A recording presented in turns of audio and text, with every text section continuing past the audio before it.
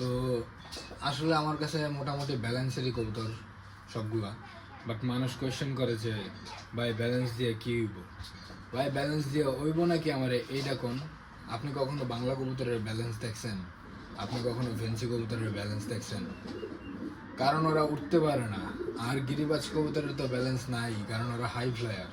আর একটা কবুতর যখন ভারসমানভাবে লং ডিস্টেন্স অথবা লং টাইম উড়াউড়ি করবে, তখন ওরা কখনো ব্যালেন্স ছাড়া লং টাইম উড়াউড়ি করতে পারবো না। তো এই জিনিসটা অনেক মানুষের মাথায় ঢুকে না। আসলে আমি জানি না মানুষ কেন বুঝতে চায় না। মানে বিষয়টা খুবই সিম্পল। মানে ওর ব্যালেন্সটা যদি এরকম থাকে, এরকম যদি ব্যালেন্সটা থাকে, ওর উঠতে সুবিধা হবে।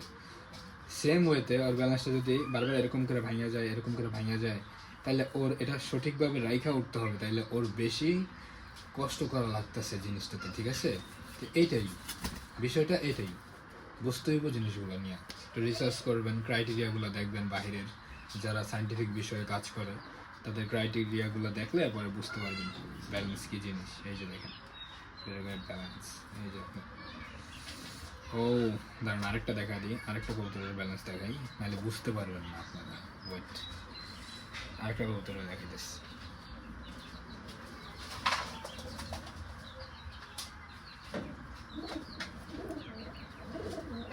এই যে এটা হচ্ছে আরেকটা কবুতরের ব্যালেন্স, এটা কিন্তু অন্যটা, ঠিক আছে?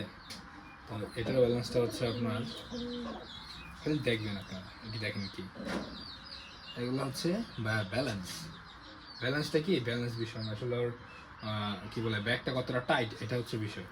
তো এই যে কবুতরটা এক পরে আছে, বাট ওর ব্যালেন্স ভাই, আপনি একটা হ্যামার নেবেন, হাতুড়া নেবেন, তারপর বাড়ি দেবেন, দেখবেন ডাউন করতে পারবেন নাকি, এত টাইট ব্যালেন্স। আর কবুতরটা হাতে নিলেই বোঝা যাচ্ছে কতটা টাইট ফিটিংয়ের একটা কবুতর, এই যে, ঠিক আছে? তো বিষয়গুলো নিয়ে রিসার্চ করলে বুঝতে পারবেন। আর কিছু বলবো না।